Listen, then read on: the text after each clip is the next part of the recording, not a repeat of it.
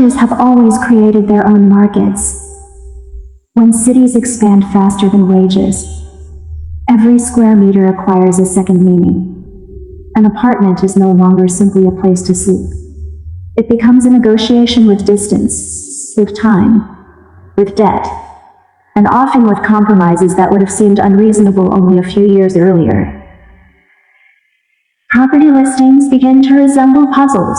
A unit advertised well below market value invites suspicion before it invites interest. Most people assume there must be visible flaws, leaking pipes, unreliable elevators, poor insulation, or an owner eager to leave the country.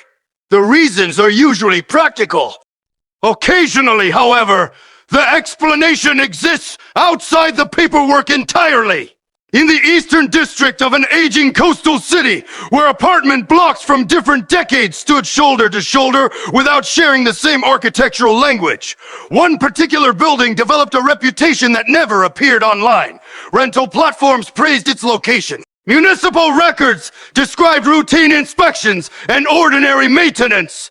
Utility reports showed no abnormalities. To anyone searching through public information, it looked unremarkable. Yet, local brokers rarely mentioned it unless a prospective tenant specifically asked why one unit consistently appeared at nearly 40% below the surrounding market rate. The apartment changed occupants, often enough to remain available several times each year, though few tenants formally broke their leases. Most simply declined to renew them. Their reasons varied in wording but not in pattern. Some accepted transfers to different neighborhoods with unusual speed. Others decided to live with relatives, despite longer commutes. None submitted complaints substantial enough to trigger investigations. Their departures left no legal trail, only an informal understanding among agents, who had worked long enough to notice that Unit HC never became someone's permanent address. Elias encountered the listing during the final month of a contract position that offered little security beyond the current season. He worked as an archival digitization specialist for a private company hired to preserve aging municipal records. The work required patience more than expertise. Day after day, he scanned fragile documents, corrected metadata, and compared faded signatures against official indexes. It was meticulous employment, but temporary. Renewals depended on funding that was approved in unpredictable cycles. Rent consumed nearly half his income, leaving little room for savings or unexpected expenses. He had already calculated several alternatives before discovering the advertisement. Moving farther from the city center meant longer train rides and additional transportation costs that erased much of the savings. Sharing an apartment again meant surrendering privacy he had only recently regained after years of rotating roommates. The discounted lease represented something increasingly rare. The possibility of reducing financial pressure without abandoning the routines that allowed him to keep working. The viewing took place on an overcast afternoon. The building's exterior showed ordinary signs of age rather than neglect. Concrete surfaces carried decades of weathering. Mailboxes displayed surnames from several generations of immigration. Someone had recently replaced the lobby lighting, but the elevator still bore inspection stickers layered over older ones, each documenting another cycle of maintenance. The property manager arrived carrying a folder that seemed thicker than necessary for a simple lease. She introduced herself as Mrs. Hahn. Her movement suggested someone who had repeated the same procedure hundreds of times. She unlocked the apartment, stepped aside, and allowed Elias to enter first. Nothing inside immediately justified the discount. The flooring had been refinished within the last few years. Kitchen appliances functioned normally. Windows sealed properly against outside traffic. Plumbing showed no visible corrosion. Even the walls, often marked by previous tenants, had been repainted with unusual care. Elias inspected electrical outlets, water pressure, and cabinet hinges while Mrs. Hahn waited without attempting to persuade him. Most landlords highlighted strengths before questions appeared. She did the opposite. She answered only when asked. Why is it priced so much lower? We finally said. She finally said. She paused just long enough for the silence to become noticeable. Prefers reliable occupancy. That is all. Investors sometimes accepted lower returns in exchange for predictable tenants. Long vacancies cost money. Reliable rent could outweigh maximum rent. He requested copies of the maintenance history. She produced them immediately. Inspection reports.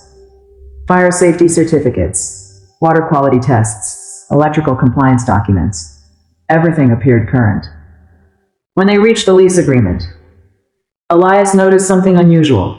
The document included fewer special clauses than most rentals. No restrictions on guests beyond standard occupancy limits. No unusual maintenance obligations. No mandatory insurance beyond local requirements. He read the pages twice. Nothing stood out. Mrs. Han watched him finish. If you have questions, she said, ask them now. I think everything is covered. I hope so. It was not delivered as a warning. If anything, it sounded like someone completing a routine conversation. We signed. The move itself unfolded quietly. His possessions fit into a rented van and required only 2 trips through the elevator. By evening, the apartment already resembled an occupied home. Books filled inexpensive shelves. A desk faced the window overlooking neighboring rooftops. Kitchen supplies occupied their cabinets with practiced efficiency. For several days, the apartment rewarded his decision. His commute shortened. His expenses dropped. Sleep improved. He began calculating how quickly the savings might allow him to survive another gap between contracts if funding disappeared again. Small irregularities entered gradually. The hallway outside Unit 8C remained unusually clean compared with other floors. At first, this seemed like evidence of attentive maintenance. Yet he noticed something stranger after returning late from work several evenings in succession. Residents used the corridor differently. People walking toward other apartments maintained ordinary pace. Those approaching the section containing his door slowed almost imperceptibly. No one stared. No one hesitated dramatically. Instead, they adopted the cautious rhythm of pedestrians passing an unnoticed memorial, acknowledging something without wishing to discuss it. On the 4th evening, an elderly man carrying groceries reached the corridor at the same moment. Elias unlocked his apartment. The man smiled politely. You've settled in. More or less. Good. He continued walking. After several steps, he stopped without turning around. If anyone knocks after midnight, he said, don't answer immediately. Water traveling through pipes expands metal with changing temperatures. Elevators vibrate within shafts. Furniture shifts. Footsteps echo differently depending on humidity and floor materials. During his first week, Elias categorized each unfamiliar sound until it acquired a practical explanation. A distant washing machine. Someone dropping utensils. Children running above. The building gradually developed an acoustic map in his memory. Only one sound resisted classification.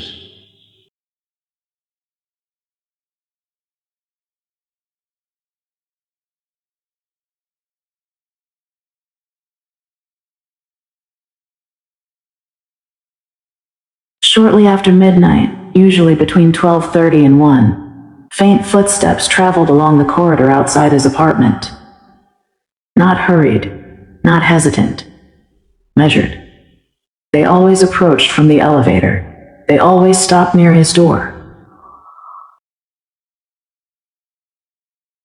The pattern repeated often enough that he considered opening the doors simply to satisfy curiosity.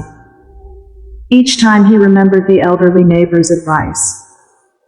He waited instead, After another week, routine transformed uncertainty into familiarity. The footsteps became part of the building's nightly rhythm. Curiosity weakened. Until the pattern changed. One night, the footsteps reached his door and remained there. No knock followed. No voices. No movement. Only silence beyond the entrance. He checked the time. 12:47. 5 minutes passed.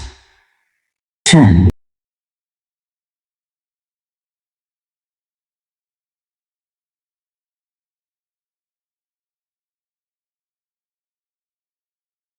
The hallway remained quiet. Eventually, he looked through the people.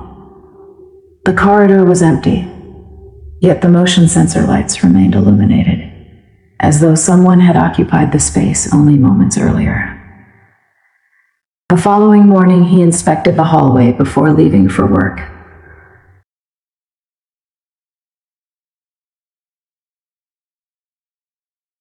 Nothing unusual appeared. Near the elevator, however, a narrow wooden table stood against the wall. It had not been there the previous evening. On its surface rested a shallow ceramic bowl filled with uncooked rice. No flowers.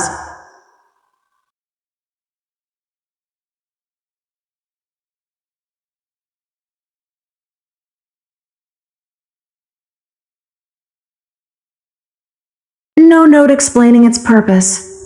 Residents walked past without acknowledging it. Even the building cleaner swept carefully around the table without moving it. When Elias asked Mrs. Hahn about the bowl after encountering her in the lobby later that afternoon, she glanced toward the elevator before answering.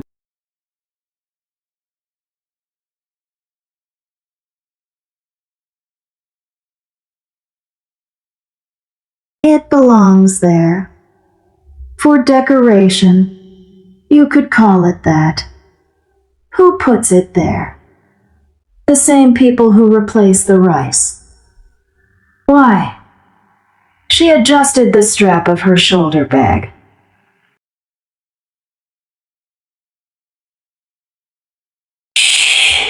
She smiled politely, wished him a pleasant evening, and stepped into the street before another question could reach her. The explanation was less satisfying than the mystery itself. Yet it carried a tone absent from superstition. Mrs. Hahn had not attempted to convince him.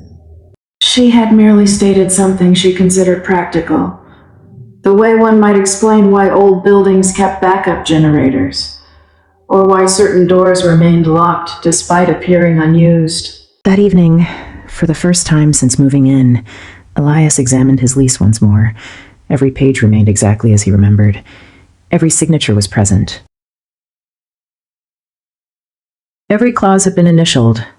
There was still no mention of any condition attached to the apartment. And yet, by then, he had begun to suspect that the most important agreement he had entered into had never been written down at all.